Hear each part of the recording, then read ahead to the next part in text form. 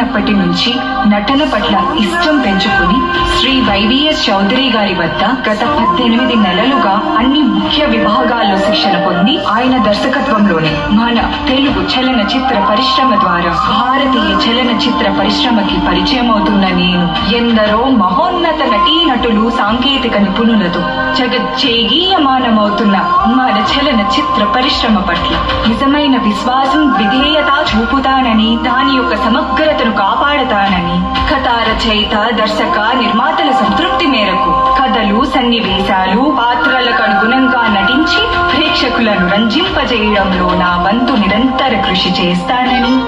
నా అభిమానం.